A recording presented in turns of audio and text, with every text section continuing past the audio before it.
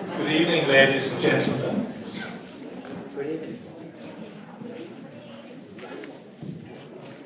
My name's Gowan Powell-Davies. I'm Chair of the Buddhist Council of New South Wales, and it's my pleasure to welcome you tonight to this evening of dialogue.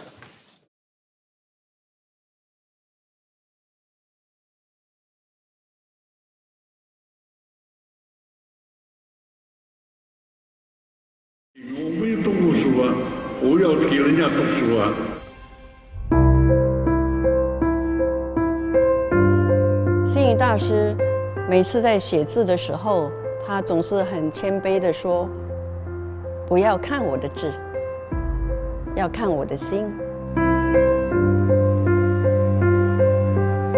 虽然是2次的中风，虽然说眼睛看不到，可是星云大师以他的善心完成他的这一笔字，在全世界一共盖了5所大学，捐赠了100份的奖助学金给南天大学。NTI, it's still small, but it has the potential to grow. It's unique in Australia as a Buddhist higher education centre with high-quality people.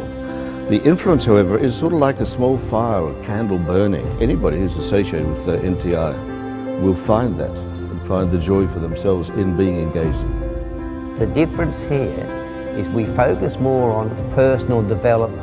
People from many different cultures with a very strong multicultural mix, and so we can contribute to personal peace, personal satisfaction, but also to greater awareness of the differences across different cultures.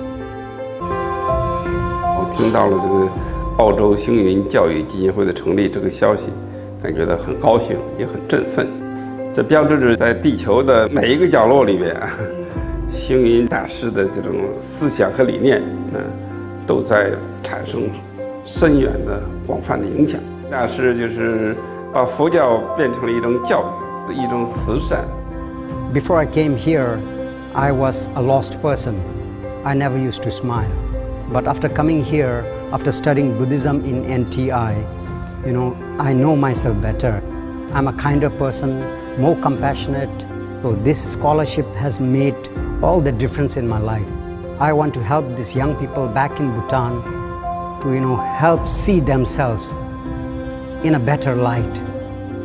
教育是百年事业，像南天大学，如果真的要有人才辈出的话，我们知道这条路肯定是要100年的历史。我在这里恳请十方大众的支持，也希望把智慧留给自己，把大学留在人间，把功德留给我们的子孙。在这里祝福大家吉祥如意。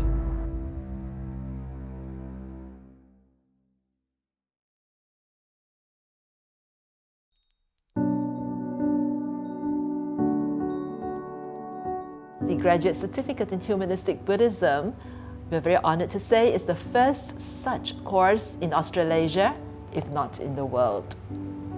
It's intended for individuals who wish to explore on the journey of self-development, also for educators. I think anybody who's working with groups of people in workplaces or in community work.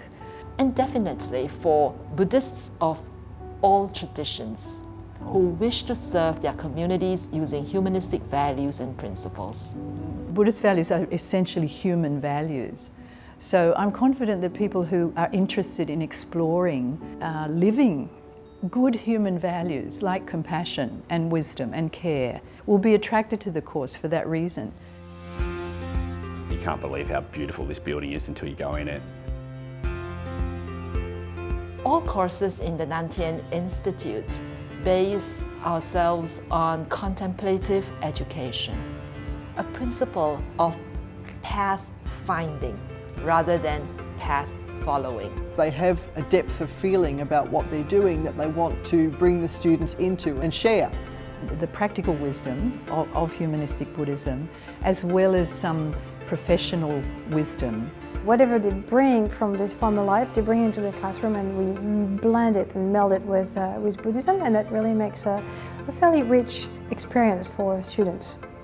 So I think it's very relevant that we do it now, here and now, because we need it. I think at least I need it. There is a meditation hall available to our students to practice, as well as to relax in between classes. They're teaching from quite a different perspective because it teaches students how to care for themselves in often very challenging workplaces. So the students get a lot out of that, and that's information we get back time and time again. Have the temple there, institute here, just a walking distance across the new bridge. You can just get up and go for a walk over the temple and you will chill out straight away. I've never had that sort of experience before, and I think it's fantastic. I'd never tried Tai Chi till I came here, and now I can see how it helps you physically and mentally. And throughout the day, students will be encouraged to do reflective journaling. Rediscover the intrinsic human values that we already possess and use them to benefit humanity and to build a world that the human race can be proud of.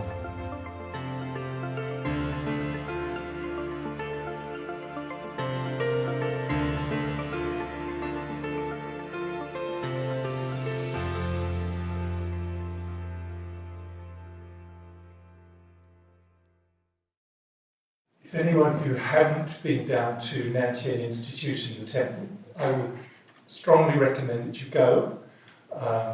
I've been a couple of times and found that it's one of the very few places that lives up to its videos. So that's not bad going. The other thing that they do is evidenced by tonight, which is to take learning and the Dharma and wisdom out into the community, which I think is an incredibly important thing to do, and there are not enough people who are doing that.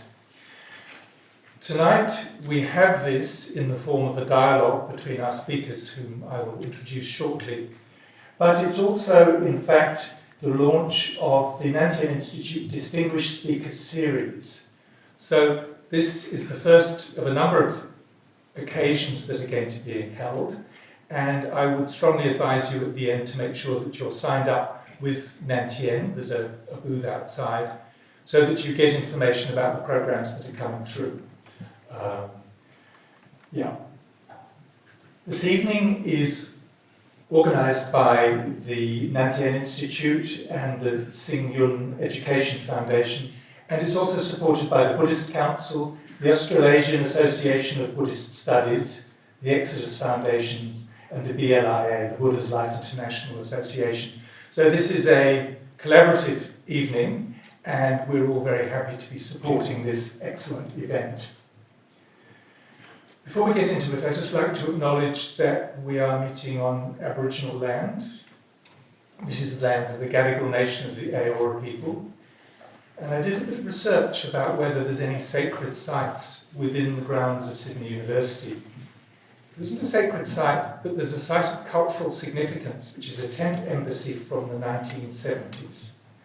And I thought how wonderful that a continuing tradition of community culture and activism should be something which is recorded and remembered as part of the university here.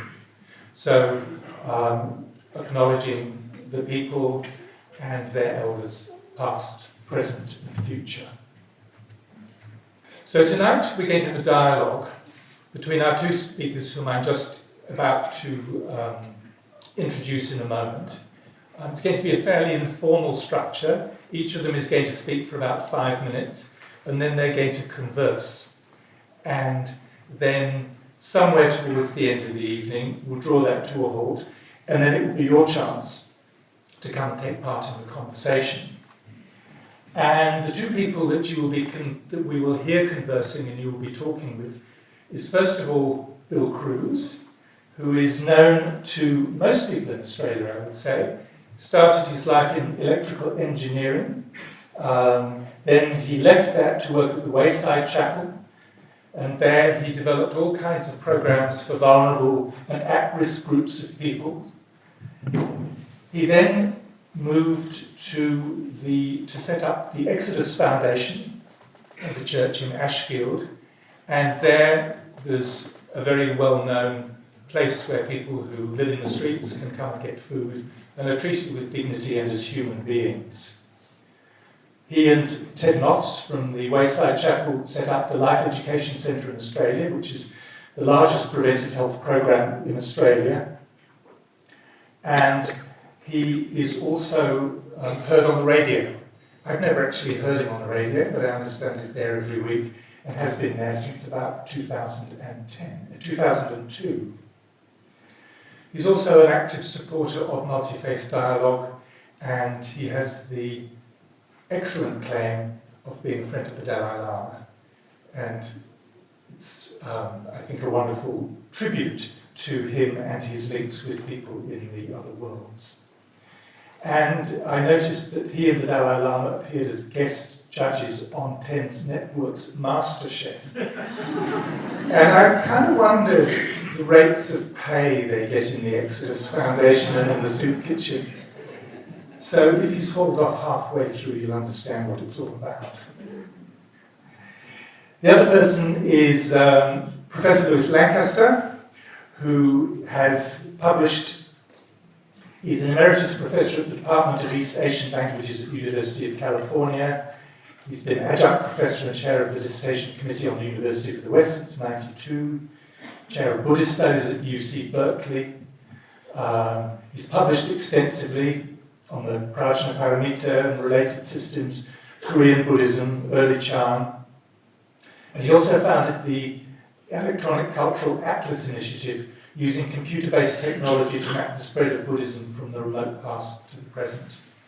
And when I read of that, I think of the Australian equivalent, perhaps, which is Sutta Central, which is the database of all the translations of the suttas, and realise just how much we can gain from this in the Buddhist world. He was a key figure in the creation of a descriptive catalogue and digitisation of the Korean Buddhist canon, and was awarded the Grand Award from the Korean Buddhist Order in 2014 for his contribution. So, having introduced them, I would now like to ask the President of the Nan Tien Institute, Emeritus Professor Bill Lovegrove, to welcome the keynote speakers on behalf of the Institute.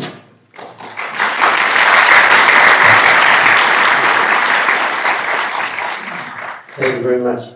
It seems to be quite an anticlimax to hear those introductions and then get me to come up.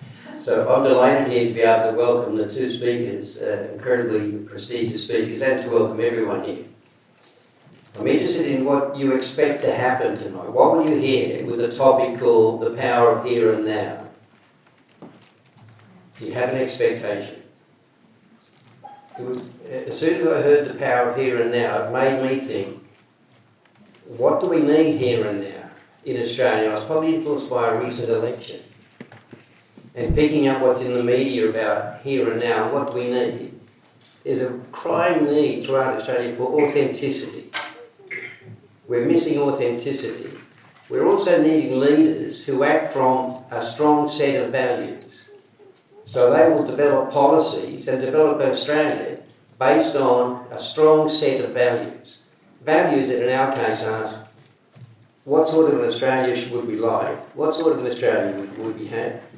What sort of balance do we need between individual effort and government support? A whole range of questions like that. We also need leaders who will work together for the good of the country. And I don't know if we're going to get any of that tonight, but I think we have two people tonight who live that way in their very different ways. They live lives of authenticity.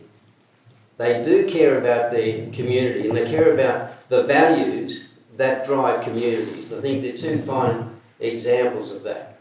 And one's a Buddhist scholar, as you heard, an outstanding Buddhist scholar. And Bill Cruz is a Christian minister. So that doesn't faze them at all. They can see common values, common needs, and they come together to try to generate a better society for that. And if they don't say any of that, I've had the benefit of thinking about that and enjoying thinking about that. Nan Tien is very pleased to be associated with tonight, sponsored by the Sen Education Foundation. Because in our little way, at our institute in Wollongong, where we teach postgraduate degrees, we try to help our students think about those issues.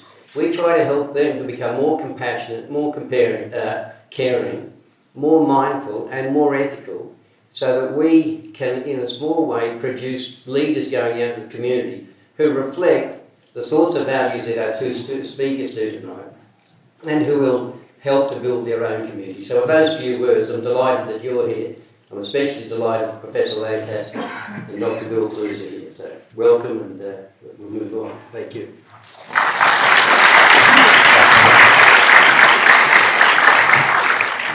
So now I'll invite our speakers to come up and take their seats.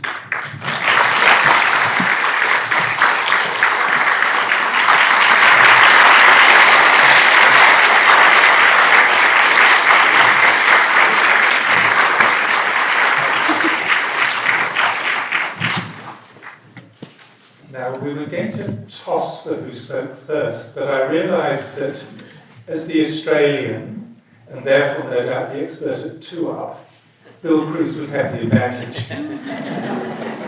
And so we decided that he would speak first, so he will speak for about 5 minutes, put some ideas forward, and then Lewis will do the same, and then we will benefit from the discussion between them. Well, thank you very much. Do not if I stand up? It seems a bit easy to stand up. I'm really honoured to be here, like really honoured.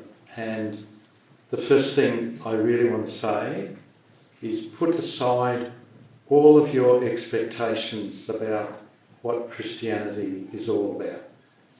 Put it all aside. Just leave it in the cupboard somewhere. Leave it. And just listen to us. And maybe some of the stories will resonate. I was a research engineer at AWA, which was a big microelectronics company studying the properties of single crystal silicon. Happened through a whole series of experiences to end up in King's Cross in 1970-71, which was the height of the runaway kids, the people in trouble, the homeless people, the beginning of the drug problem, the beginning of all sorts of things, and the R&R soldiers coming from Vietnam, all of that sort of stuff. And it was the kids that got to me, the homeless kids, the kids who had run away, the kids, a lot of them I took to the Royal Commission because they were being abused by people.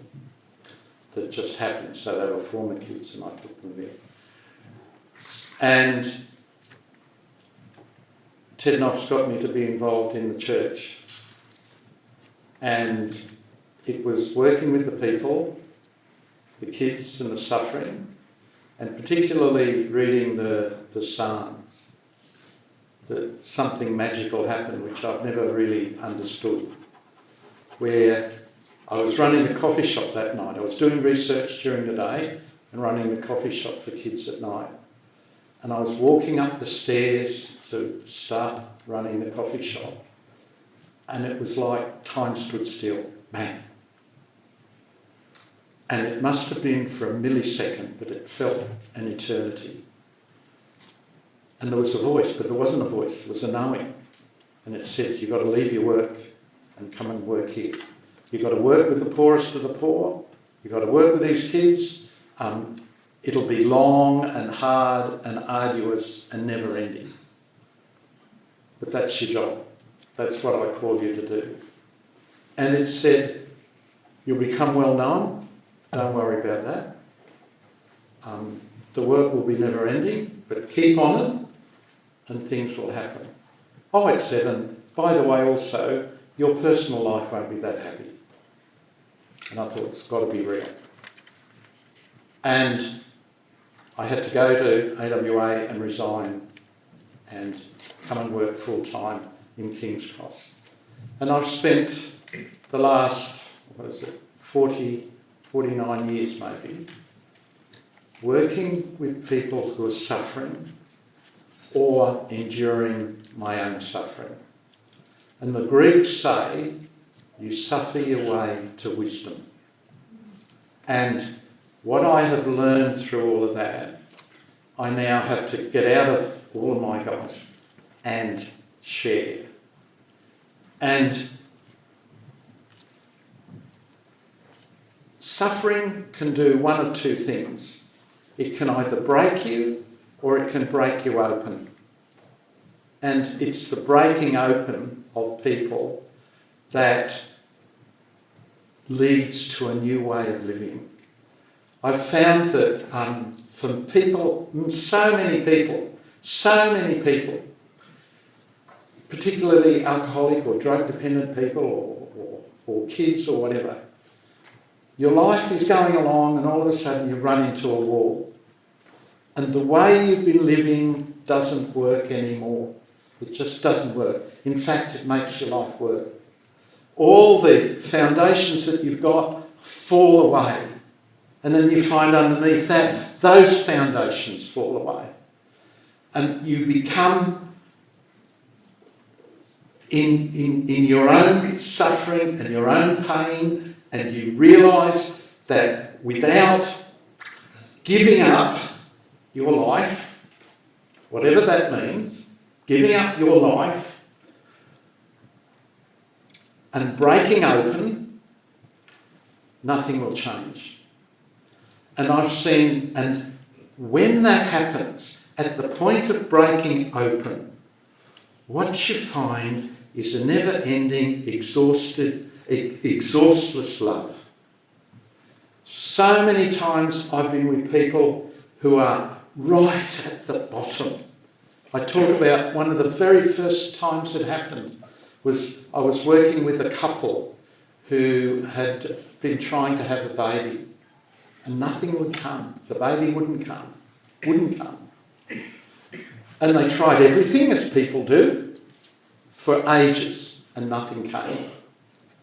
At the very point where she gave up and decided to adopt, this is over 40 years ago, of course the magical thing happens. She's signing the form to adopt a baby, falls pregnant. There's great rejoicing. The baby's born. Great rejoicing. She has to have a hysterectomy, doesn't matter, she's got her baby. She loved that baby more than evolution demands, if you know what I mean. At 3 months, she's screaming down the phone to me at 4 a.m. with the baby dead in a cot death, and it's still in the cot. What do you say to somebody like that? What do you say? And I ended up sitting with them, with the dead baby still there, sitting with them. And she was broken, beyond broken. They were both beyond broken. And she was a lovely little blonde lady, and her hair was all matted and mussed all over the place. And they're sitting there, and she begins to talk. And she doesn't stop talking, over and over and over. And she's talking about her mum and her dad, and her brothers and her sisters, and her family, all of those sorts of things. And I suddenly thought, how in this time of your uttermost brokenness can you be talking about love? And it was like staring right through her eyes, right into her very soul. And in her soul, I saw a tiny little candle, which was just a light, fluttering, but it was just a light. And it reminded me of those words in St. John's Gospel, which says, the light shines in the darkness, but the darkness can never quite put it out. And I've been to that place over and over and over again with people who are suffering and struggling and right at the bottom, to the point now where I'm confident enough to sit in my own aloneness and struggle and despair, because I know out of that will come a lovingness that breaks through it. And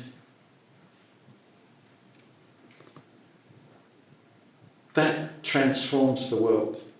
That transforms the world. And I find more and more again, and we'll get into some of this, I think, that you can talk about Jesus and you can talk about God being Big Daddy in the sky and all of that. But the main stories of Jesus in the Bible, which is the Good Samaritan or the prodigal son or whatever, depict loving kindness and compassion. He talks about loving kindness and compassion, and the fact is, you can get it now. Don't worry about the future, now. And that's where I'll begin, and I'll leave to you to Lewis. I hand it over to you.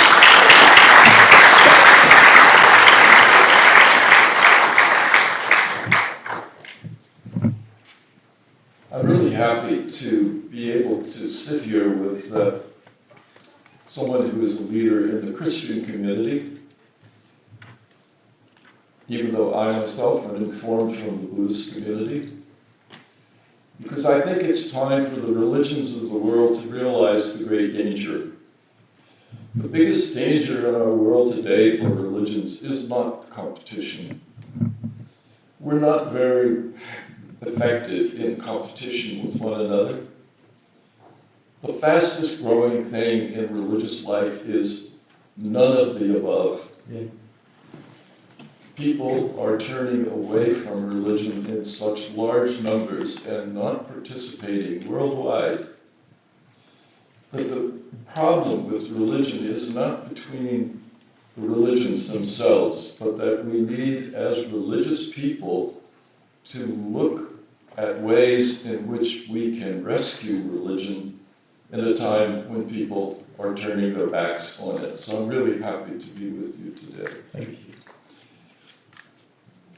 I've not done a lot of the things which he's done. I'm an academic. We academics sit in our studies and we read books. But something happened in my life which led me to a social problem that I became involved with. Two of my nephews were arrested for growing marijuana. And they were both committed to prison for 4 years, a mandatory sentence in the state in which they lived. This was 7 years after they had stopped doing it. They did it when they were 16 and 17. And they only caught them 7 years later. But they went to prison for 4 years. I watched what it did to our family. It was so destructive. I watched what it did to them. I found out what was going on in prisons in the United States, and I was horrified. Horrified beyond belief. I could not comprehend that this was happening in my country. And so I began about 20 years ago to do prison visitation and the teaching of Buddhism in prisons.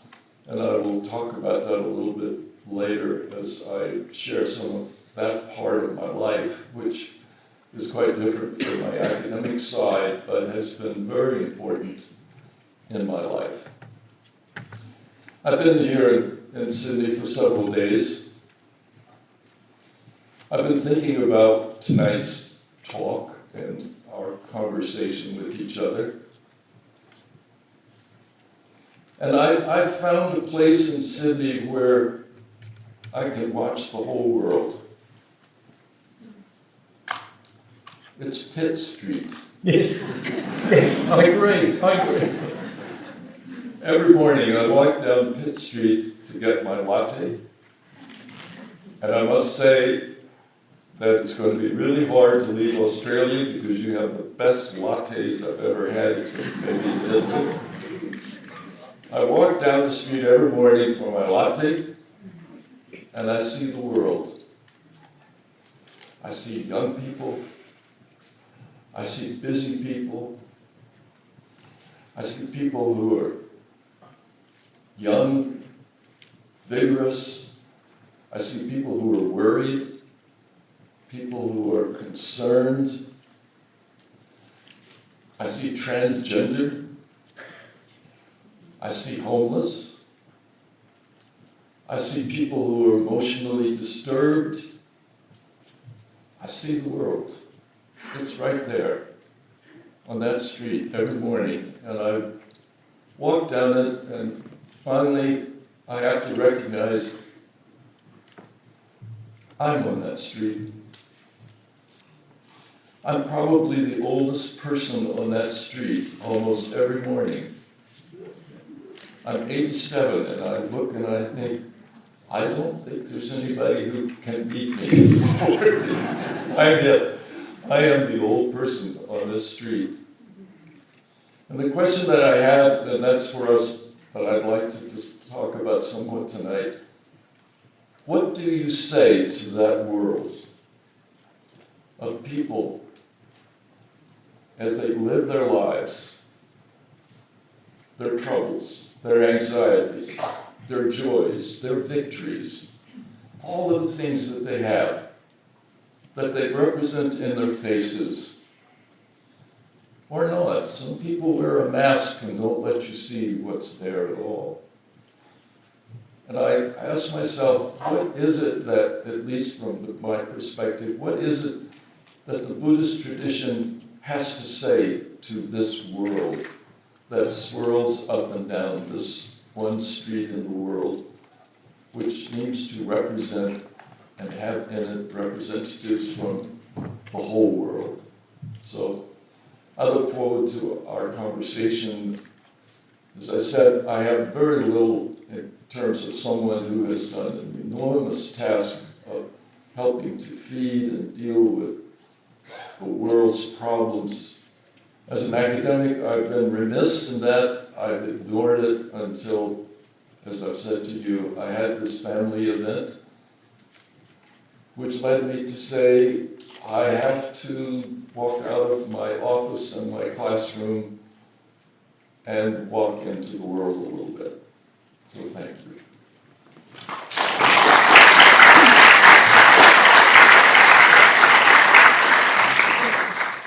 Could I ask you a question, Lewis? Please do. Why just look at it from a Buddhist perspective? Doesn't that limit things?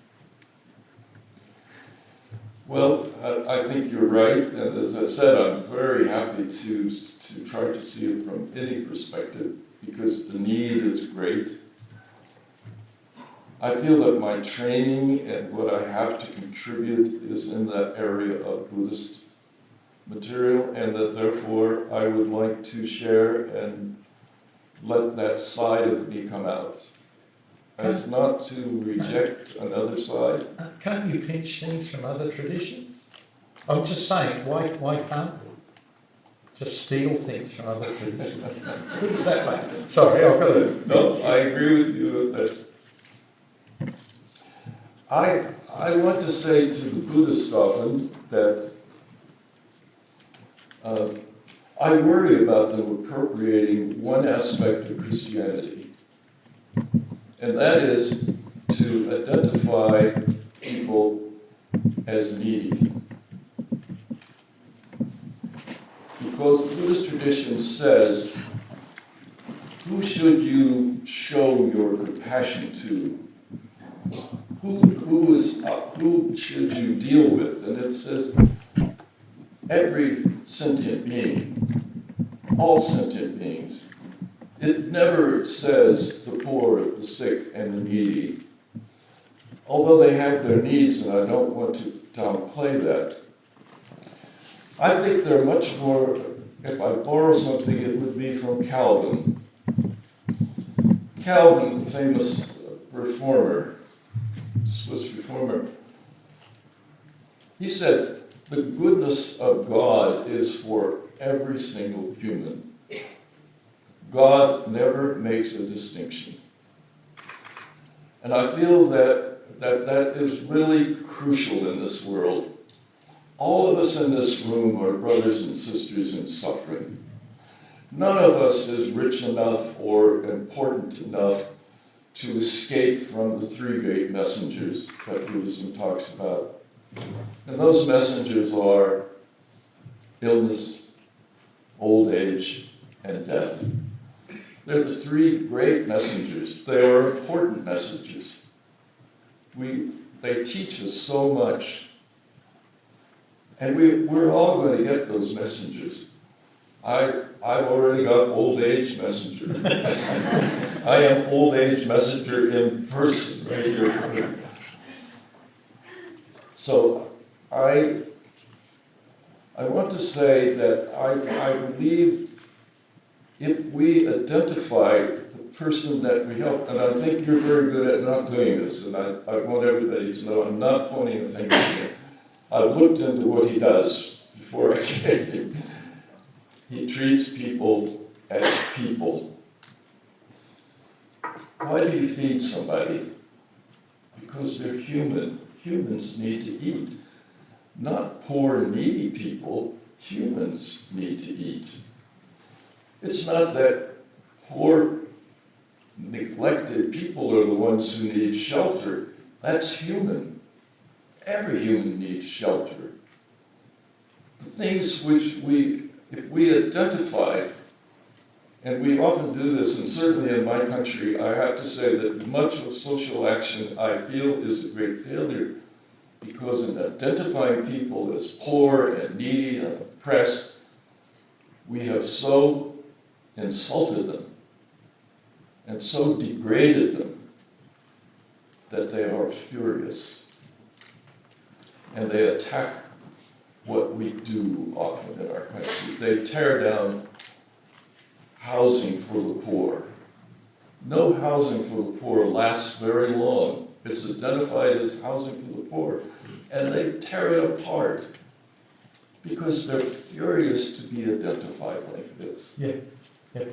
So when I hear Buddhists say, oh, we should help the poor and the oppressed, what you should help are humans, people. I have a friend who's a psychiatrist, and he was called to this family because their son, mum and dad's son, had a car smash and had brain damage. And he hadn't gone out of the house for 8 years. He got so agoraphobic, he couldn't get out of the house. He had some disabilities, but he couldn't get out of the house. And this psychiatrist went and visited the family, because he had some neuroses as well. Went and visited the family for 2 years, and nothing happened. Nothing happened.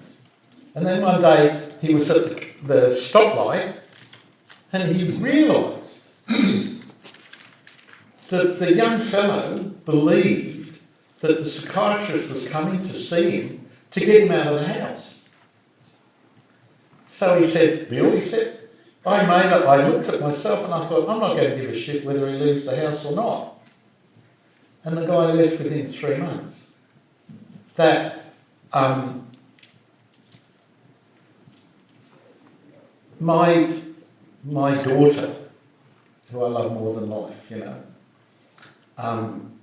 I have all these dreams for her. But it's her life. And there is no end to detachment. No end. Detached loving is the way things happen. And most people who want to help the disabled or the whatever, are fixing up something in themselves. And until they realise that it's them that need help, it's them that are disabled, it's them that are the poor in spirit, it's them that are... Until that happens, and we can actually work with loving detachment, so that people in that state of love can grow or develop their potential that is a potential in you as well, nothing happens. So I agree with you about it. But it is so hard. It is so hard to do, because our whole world is fixated on getting ahead, doing all this sort of stuff, And all of those who don't get ahead, well, there must be something wrong with them. I had a Jewish boy once used to come and see me. His parents were really worried about him because all he ever wanted to do was sit under the tree and play his guitar. And he should be a doctor or a professor or any of these sorts of things, you know. And it took ages to get them to just accept him as he was. And he ended up being a good musician, you know. But so the labelling of people is a real problem. And we do it, and you can see the dreadful state of it with those people booming in America, send them home, or send them back, send them back, send them back. You are different to me. And there's no difference. There's no difference. I'm lucky enough to have a flat, you know, and there's a homeless guy downstairs who sleeps across the way. Got a good spot, you know. I often think his life is just like mine. We just try to get through the day. You know? So I agree with you, but it's a label we put on things. What I find is, though, that the more you throw off the chains that bind you, the more energy you have to unchain others. Or I don't even help's the wrong word. In John's Gospel it talks about being a sign. You can be a sign of things are better. Well, I told you that I decided to start work in prisons. Yeah. So for 18 years now, I've been visiting, I just go to 2. They're out in the desert. They're high security prisons. I have to fly 400 miles and then do a 4-hour drive out to these prisons because they're way out in the deserts. When I started working in them, these are high security prisons. So when you go in, they make you sign this little statement that you understand this is a no hostage prison. That means if a prisoner takes you hostage, they will shoot you. And you understand that. And a lot of people get really frightened of these people who are in there. They think they're really bad people. But I have to say that having gone there for these years, I have stopped labeling them. Until finally one day I decided I really should label them, and I have to tell these people, one nice thing about a long-term prison is I'm used to teaching students for a year, and they go away and I never see them again. Like you get attached to students, and then the last class, goodbye, professor, goodbye. I might see you in an airport in 25 years, otherwise our relationship is over. But in a high security prison, they're in for life. So my students have been there for 18 years. I have the same people. It's wonderful in a very weird way to have them waiting for me. But as one day it dawned on me, I need to label these people. And I told them, I need to label you. And I've tried to think what label to give you. And I've realized the label I need to give you is teachers. Because you've taught me so much. And it was amazing to me. I had no idea. Many of them broke down into tears. Many of these people have been imprisoned for 40 years. They have not had a visitor for the entire time. They have not had a letter. They have not had a phone call. They have had no contact with any of their family or their outside people. They are forgotten. and left to live out their life in this very, very bad situation. But these people that I ordinarily would say they're prisoners, they're felons, they're criminals, in fact turn out to have been my most. It's like one day I used to drive on the LA freeways a lot, and the LA freeway is like a parking lot. It's not a roadway, you just sit there for hours. And I decided, proud of myself, I'm going to practice patience. I'm going to perfect the perfection of patience, one of the 6 perfections. While I'm sitting here on this freeway, in this parking lot, I will practice patience. So I went to the prisoners and my teachers, and I bragged a little bit. I'm out there on the freeway, but I'm not sitting there fretting. I'm sitting there practicing my patience. And one of them raised his hand and nailed me to the wall. I have never been so nailed in my entire teaching career. He said to me, "Professor, while you're sitting there doing your patience, do you have compassion for everybody else who's on that freeway who has exactly the same problem as yourself?" And I had to say, no. I had to be taught by a prisoner to recognize that ego. Yep. Just what you're saying, I think. We have our ego. So I gave myself an email address. My email address is buddhst. I took out the I. And I thought, every morning when I get up and I check my email, it's going to remind me, have you gotten rid of your ego a little bit today, Lou? Because your ego gets in your way all the time. So every time you look at your email, get rid of your ego. I probably,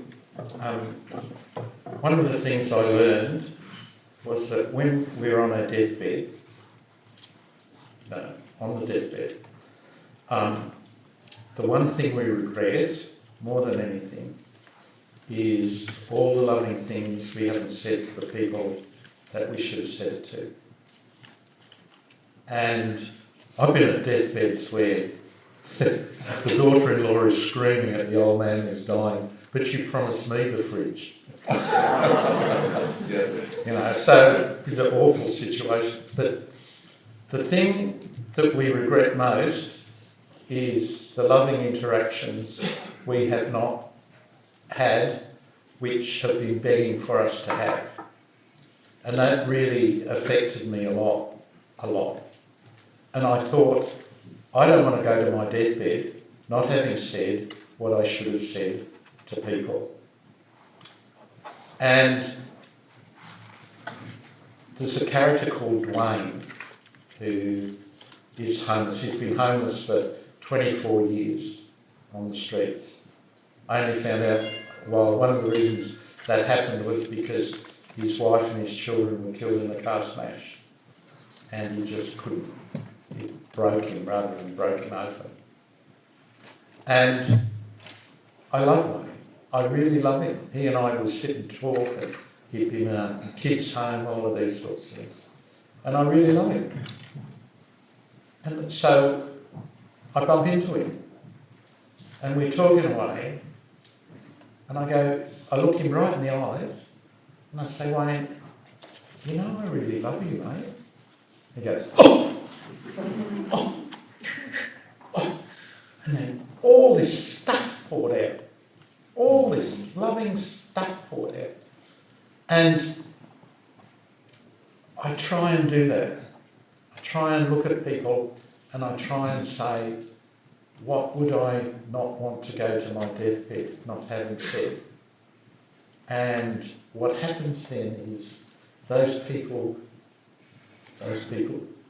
become your teachers. And they give you so much. And you think, the world really is upside down, you know? And we really are. And I see Buddha and Jesus saying the same things over and over again. And then they get caught up by the institutions, and the institutions run with them, you know?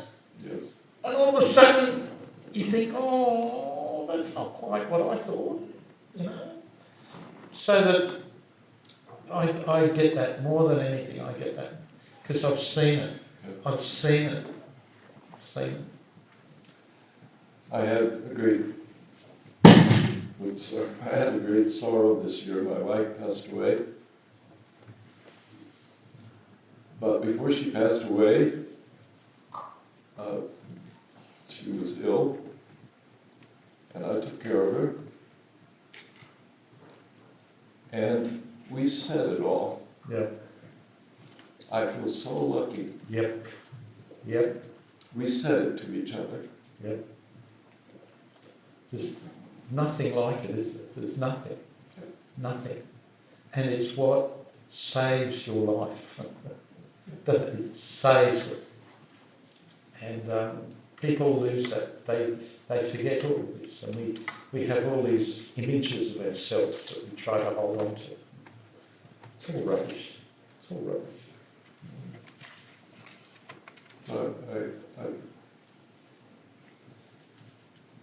I've had a friend, speaking of this,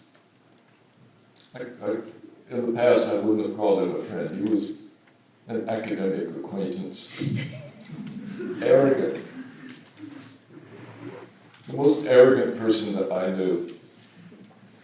And it just grated on me to be around him. And it was like, oh no, there he comes, oh God. Because it was always bragging about himself and pushing forward himself, and In Australia we call them arseholes. Thank you. I didn't want to say that. And one day I met him and we were alone, and he said that his father had passed away. And I expressed condolence. And he suddenly started talking about his father. And he said to me, my father was a famous scientist. And when I was born, he had me tested for math. And I wasn't very good at math. And from that point on, he felt I was of no value in the world. My friend went on to become a very important professor at Harvard, and his father thought he was a failure. Yeah.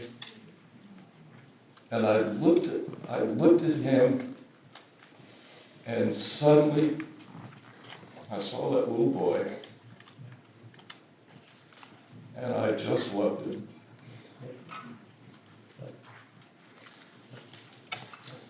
That once we understand somebody, once we really sometimes see what they're going through, it's a different world. And it was a different experience. And now I love to see him. He's still arrogant. He's still the way he was. But I look at him and I say, come on, say things good about yourself. You deserve to have that. Come on, I know it's mine. It's kind of loving people for them, not for what you can get out of it.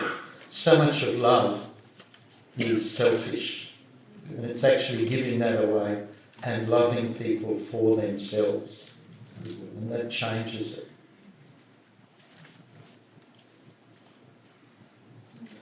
The biggest, I've had quite a few experiences, but for me, the hardest was I do stuff overseas, and Dr. Bob's in the audience, he was part of my last time, but I go to a place called Calais a lot in France. And I went there and I had one day left in England and I wanted to get to see the refugees because there's all this story about, there was a place called the Jungle, some of you might have heard of, in Calais.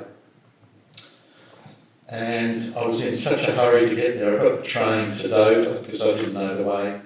And I got the train to Dover, got on the ferry and realised I'd been in such a hurry I'd only got my passport and €30. And I got to the other side and I grabbed a taxi and I said, take me to the jungle. He said, I'm not going there, it's too dangerous. I said, well, will you take me halfway? He said, yes. I said, how much is halfway? He said, €15. I said, if I give you my €30, will you bring me back? Yes. I've never seen anything like that. Never. Thousands, 15,000 Middle Eastern refugees, Africans, every person you could think of. And I'm condensing it a bit. And I saw this woman who looked like she knew what she was doing and said, oh, I'm Bill from Australia. You look like you know what you're doing. And she said, I came over here 3 weeks ago with some clothes and I'm so moved by all this I can't go back. She said, I said, what do you do? She said, I'm an accountant from Leeds. She said, I don't know even if I've got a job, she said. And my husband, she said, he's really pissed off with me, she said. And I said, you're just the one. So we wandered around all that. And this woman now runs this huge organisation called Care for Calais. But I was there another time, and like I said, I've talked a lot about drug and alcohol people. And I saw a sign which said NA meeting. And I thought, well, I'll go to that, because we run all of these. And I go in, and here's 30 people sitting on a piece of carpet with plastic and cardboard and things and snow, and it's an old asbestos stump and a floodplain. And I'm sitting on with these 30 people, and they're all nationalities. There's Africans, Middle Easterns, Iranians, Kurds, you name it. Black, white, brindle, the whole group. All drug addicts, all Muslim. And I'm sitting with them in a circle, and they're telling their story in the NA tradition. And I couldn't understand a word because they were speaking in their own language and it was being translated into French, which I didn't know. So I'm sitting there, but you could see the story on their faces. You could see it. You didn't have to know the language. You didn't have to know it. And those of you remember in the Bible they talk about all these languages and everybody just know. You just knew what they were saying. Didn't have to translate it. And it got to me. And I thought, what am I going to say? What am I going to say? I'm not an addict. I'm not this. And I said, I'm Bill from Australia. And they said, English, English. I said, no, I can't get you English. I can't get you. And then it all poured out. I said, I'm Bill from Australia. I said, and I've had 2 stuffed marriages, I said. My children have suffered because of that, I said. And it really weighs on my conscience, I said. And I just poured it all out. And they all stood up. And they welcomed me into the group. And they were people who nice people would regard as the lowest of the low of the low. They were Muslims, they were extremists, some of them. They were drug addicts, they were the real rejects of society. And they brought me in. And not only did they bring me in, but I realised that all my life I'd been on the outside. Like you said, I'd been helping the poor people. You know, And they brought me in.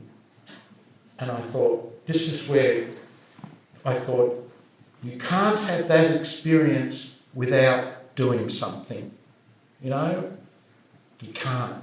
Churches and that, they'll teach you what to do, they'll tell you, but unless you do it, I think you're clanging gone, you know? And I thought, I have to react to this. And so what I did was I threw out all my clothes and I only wear black. Because those people gave me my life. And afterwards, one of them said to me, because the meeting finishes with the prayer of St. Francis, and they said to me, who's St. Francis? And I said, oh, if you go to the Louvre, you'll see an 11th century drawing of him, you know? And the guy who was running that was a guy called Emeritus. Like you say, they give you so much. He had escaped from Iran with his mate, who he said had the face of an angel. And they both got to Greece and ended up hopelessly addicted to heroin, big time. And the mate's brother came from England to try and rescue him, but the mate died. And the brother rescued Emeritus. And Emeritus does all this out of gratitude to the brother, to the mate's brother, you know. So we go a couple of times a year, I go over with Emeritus, and we wander the back blocks of Paris, you know.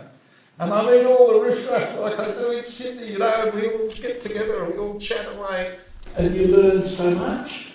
And the world's full of this. It's full of these people doing these things. And we, because they're so isolated and not Trumpian or whatever, you never hear about it. But they're the people who give you your life. They're not. It's not the great religious leaders who give you your life, you know. They might point it away, but you have to do it. And doing it is hard. It's hard and it's lonely, but it brings wisdom. In the Buddhist groups, there is one called Ziji that does a lot of medical, and they have one of the best hospitals in Taiwan. It's free, but it's free for everybody. Yes. Which is what I think Buddhist social action would almost require. Yep. So you go there are a lot of Mercedes parked because rich people go there to be treated. And the result of that is that it's fine if you're poor to go there because rich people also go there. And there's no shame in it. And that's hard, that is a really hard thing to produce. It's where you can have people come together to get their help. I ran into a situation where one of the people, the woman who had been one of my secretaries at the campus, I found out she'd become homeless. And I was really surprised. But she felt ill, couldn't work, didn't have any money. She was. So I decided to try to help her, and boy, is that hard. I went to the homeless group in my county, and I called them on the phone, as anybody who wants help should do. And I got a recording that said, leave your telephone number and we'll call you back. And I thought, this place has no idea about what it is to be homeless. If you're homeless, the chances are very good you don't have a telephone number to call back. So I went over to them and I complained bitterly, and I said, what do you people think you're doing that you would have that as the only contact that homeless people can have? And I also ran into the situation where they said, we're having so much trouble finding enough volunteers to help give out the food baskets. So I went down to volunteer to try to help because of my secretary. And I look out there and hear all these people being asked to stand outside where everybody can see them, waiting for their food package from us volunteers who put it together. And as that went on, I said to them, why don't you let the people themselves come in here and make up these food packages? Oh, we couldn't do that, they might steal the food. I said, you know, these poor people might steal a can of beans. Listen, it takes away from the idea of how do you help people. And I've come to see this with teaching. I've come to see in teaching, I have to do the same thing, and it's really hard. And I have to finally say to myself and to my students, I don't teach you anything. You learn, but that's you. That's not me. I may say some words to you. What you do with those words is you. It's not me. I don't really teach, but people do learn. You see, I find that hard. I find that really hard because I've been doing psychotherapy for 30 years with the same psychotherapist. And I have found at times he has said one or two things to me that's nailed it. And I go out after one of those sessions wanting to walk in all directions at once.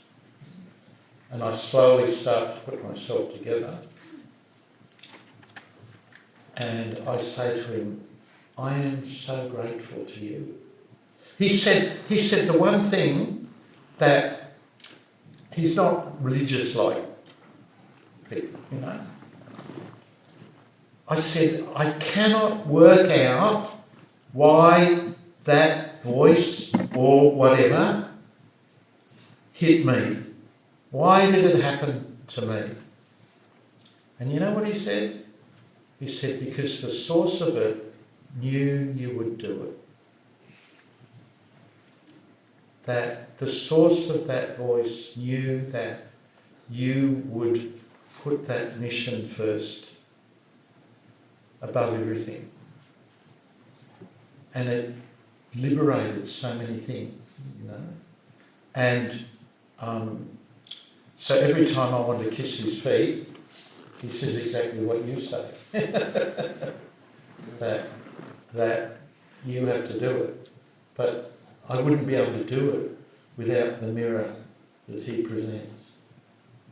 Is this a moment to move towards questions?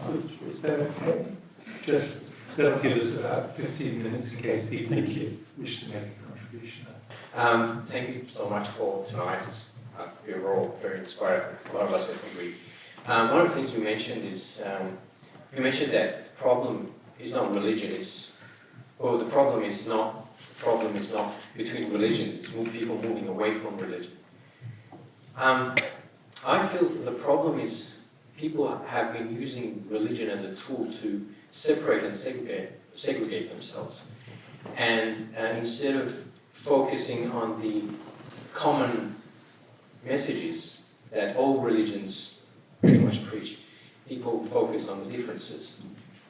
Would you agree with that, or is it something else I did? I think a lot of people have been disappointed by religion because it hasn't done what it was meant to do, which is unite people. Instead, they've used it. A lot of, not all, but many religious people have used religion to separate themselves from the rest of humanity. And I feel like that a lot of people who have I guess turned away from religion is because they've been disappointed by that reality. And there are people who are maybe very agnostic, but they may have a much more close relationship to God and the divine. So yeah.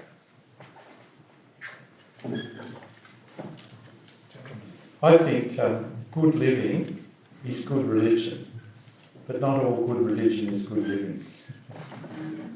And I think we become very tribal, and we often use religion to justify ourselves, and it should open us up rather than close us down. And if you look at the big... I read Joseph Campbell, who did a whole lot of stuff years ago. He used to say religion only progresses because of the heretics.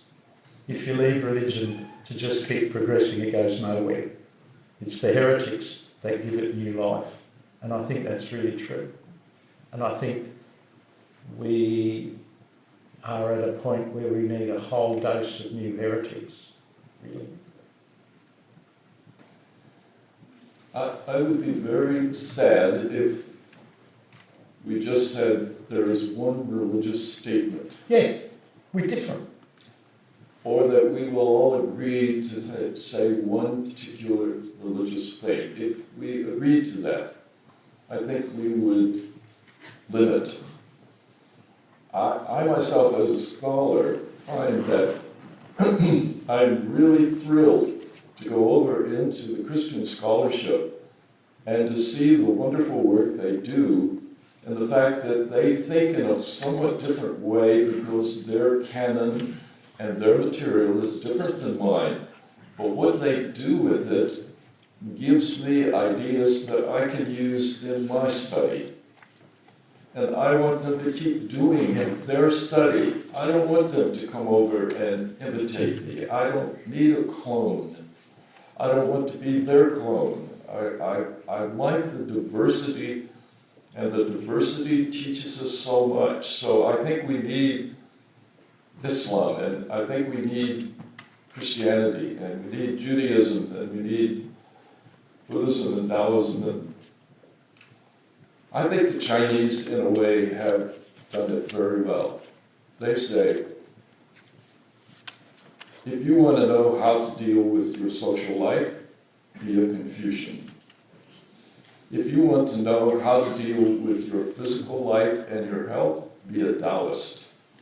If you want to know how to deal with your thoughts and your mind, be a Buddhist.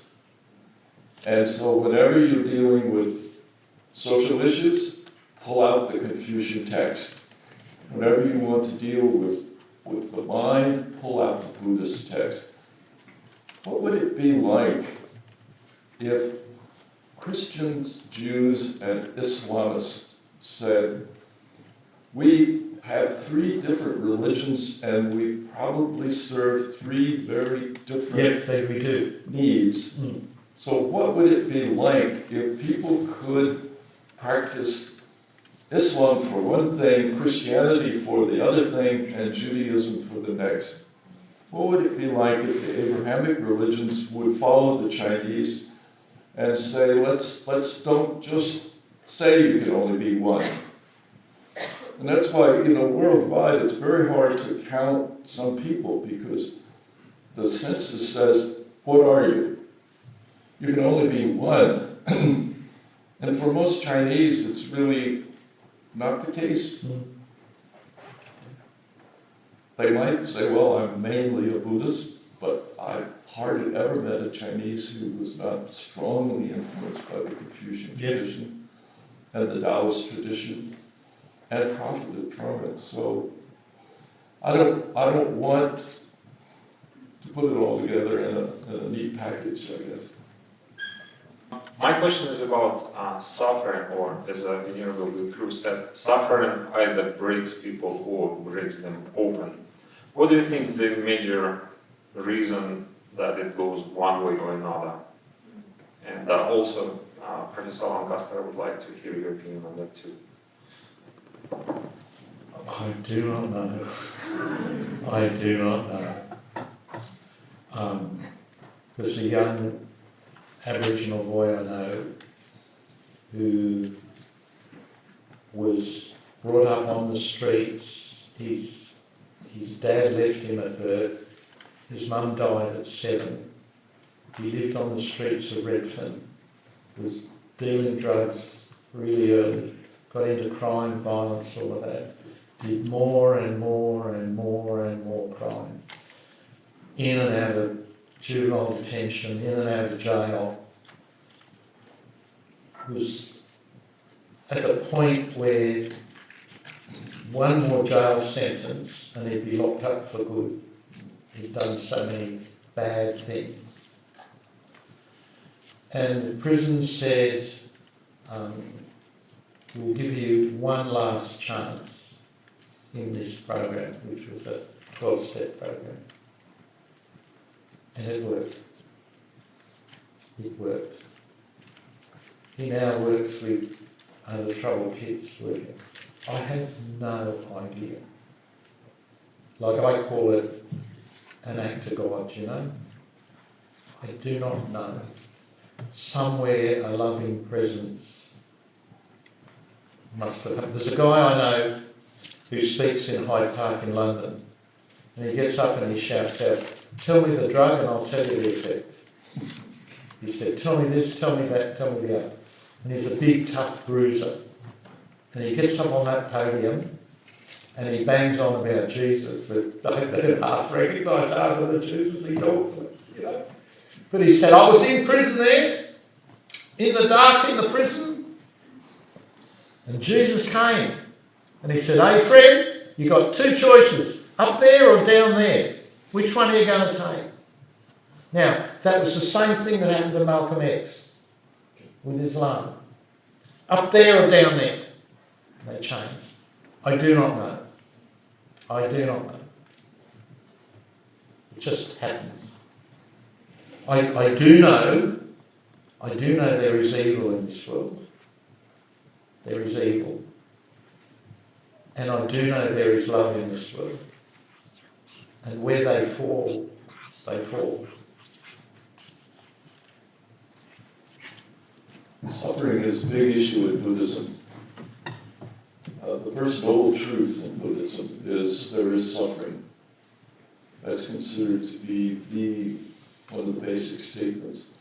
I'm not sure that suffering is the best way to translate the word.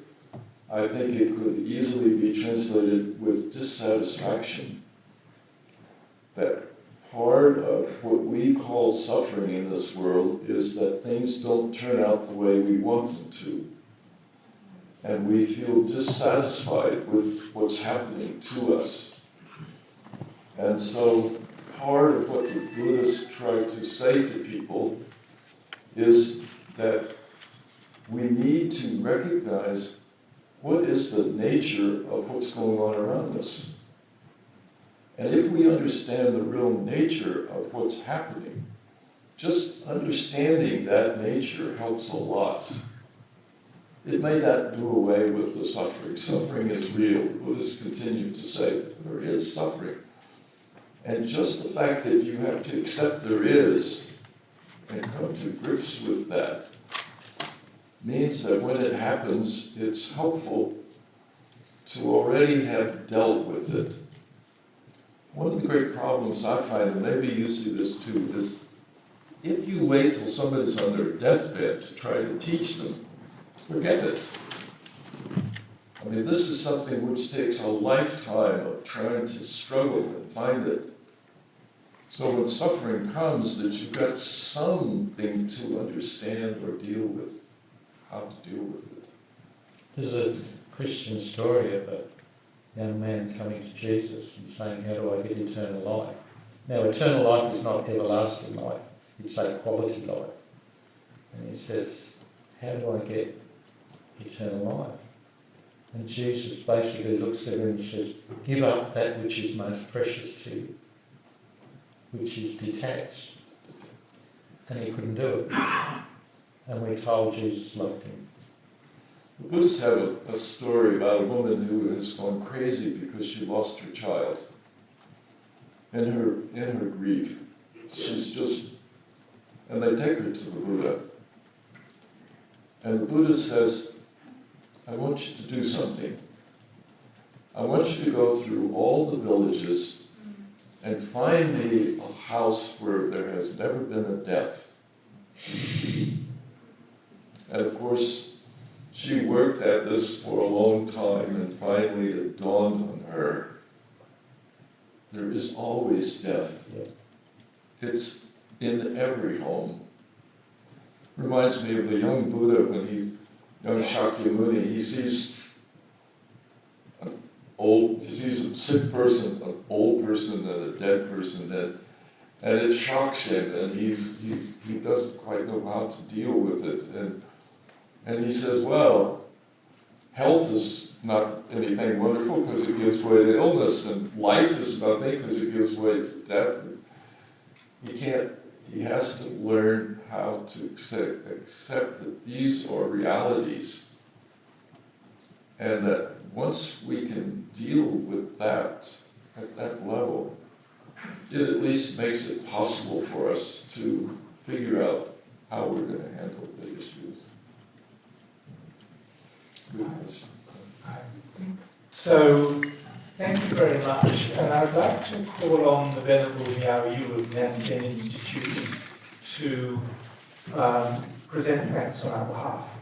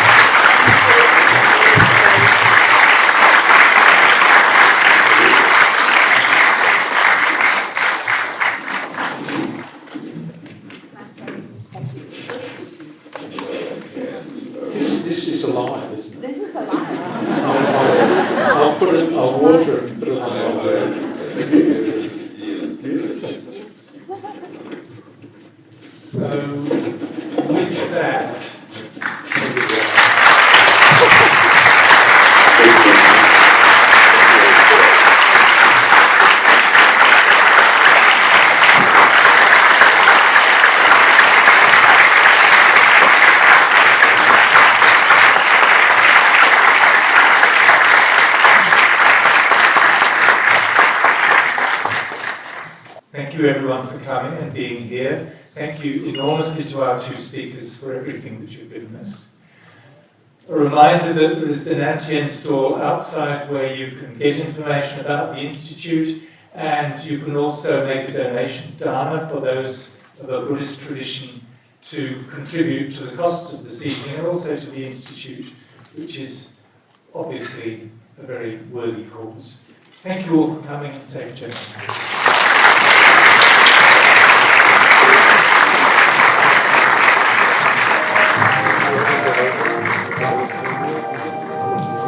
I'll be there in January.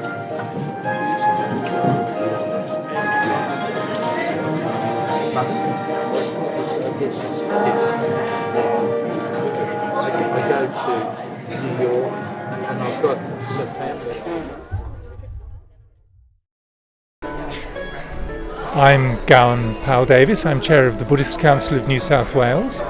I had the honour and pleasure of chairing the meeting this evening, which was an unusual meeting because here we had two people who have thought and lived very deeply within their different faith traditions and tried to understand what it is that, well, where the point is that we meet life and how it is that we deal with suffering and live compassionately, and what the moments are that break our hearts open.